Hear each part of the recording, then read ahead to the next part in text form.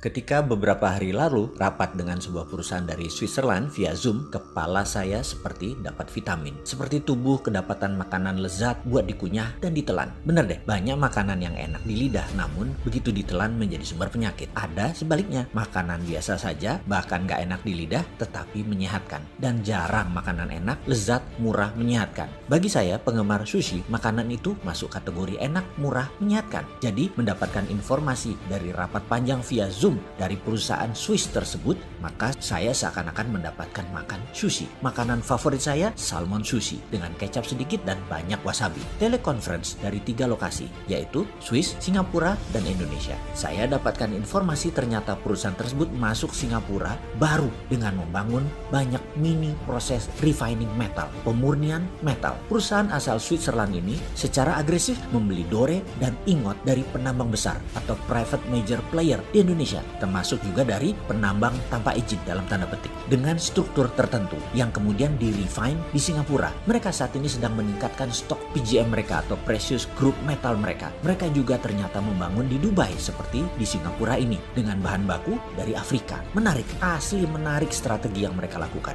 Mereka menghubungi saya karena nama saya kebetulan ada dalam perusahaan tambang emas di utara Manado, di salah satu pulau utara Indonesia. Mereka ingin mengambil ingotnya atau dore atau metal yang masih bercampur dengan emas yang kadarnya paling tinggi 50%. Masih ada AG-nya, masih ada PT-nya, yang jelas CU-nya yang paling banyak dari sisa 50% tadi. Mereka memerlukan semua mineral tadi. Sama persis seperti apa yang dilakukan pihak Cina dengan mengambil nikel yang dibela pejabat teras yang multi talent itu. Nikelnya 25%, sisanya emang isinya pasir. Ya enggak lah, ada litium, ada ferro. Wis males dah kalau saya lanjutin urusan hal ini. Sebenarnya yang heran adalah masalah fansnya. Asli saya heran. Tanah air dikuras, bosnya mah nggak paham-paham banget. Pejabat-pejabatnya berlindung di balik kebaikan bosnya. Ketika diingatkan banyak kesalahan pejabat-pejabat tersebut, lalu bosnya dan fans bosnya dipakai buat serangan balik. Dan mereka akhirnya sudah tahunan menikmati kedaulatan menjabat dilindungi oleh bosnya. Yang pastinya fulusnya mah mereka pribadi naiknya kenceng. Bosnya mah biasa-biasa aja. Sementara itu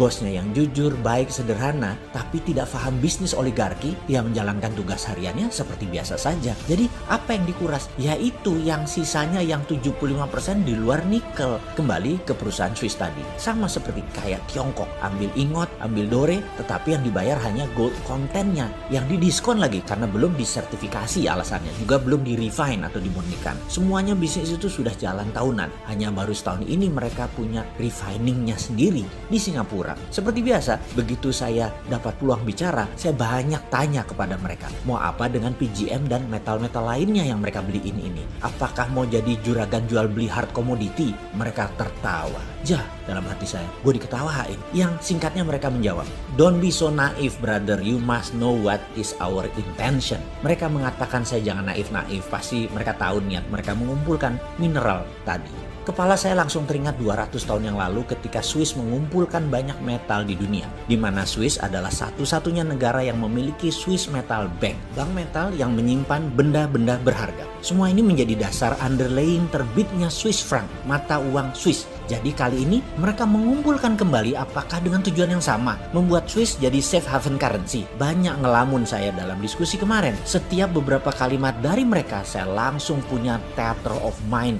layar bioskop di kepala saya. Apa yang akan terjadi ke depan dengan strategi mereka ini? Pertama, saya geblek-geblekin yang jual material ke mereka. Jual tanah air dengan harga murah. Prinsip dagangnya begini, kalau mereka punya tambang, katakanlah tambang tembaga Freeport. Ingat ya, Freeport tambang tembaga bukan tambang emas. Iya, tambangnya ada emasnya, tapi yang dipajakin kan koper bukan gold. Gimana sih lu? Terus diambil 51% lagi perusahaan tambang tersebut. Ini di siapa lagi? Kalau mau ambil ya emasnya, yang dikirim ke Rio Tinto dan ke Jepang itu loh, yang di-refine di luar Indonesia, emasnya. Asli gue sebel kalau urusan beginian. Kapan balik modalnya beli Freeport? Sudahlah, males dilanjutin. Oke, prinsip dagang perusahaan tambang untuk memproses katakanlah batu bara. Ini angka dari langit loh ya. Ongkos tambangnya 50, dijual 80, untungnya 30. Ya sudah, begitu rumusnya. Papers nilai perusahaan paling top 2-3 kali lipat atau 200-300%.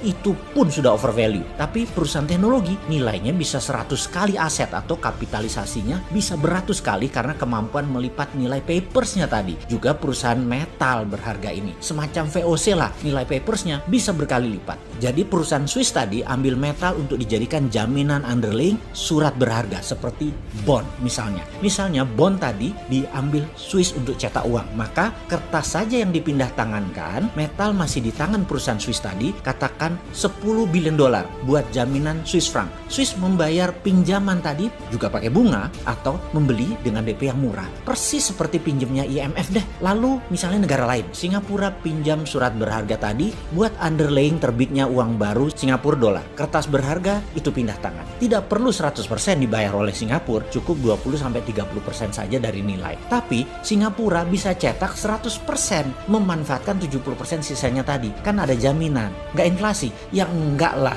Juga misalnya dinaran perlu emas, maka dinaran cukup bayar 20-30% surat berharga perusahaan Swiss tadi.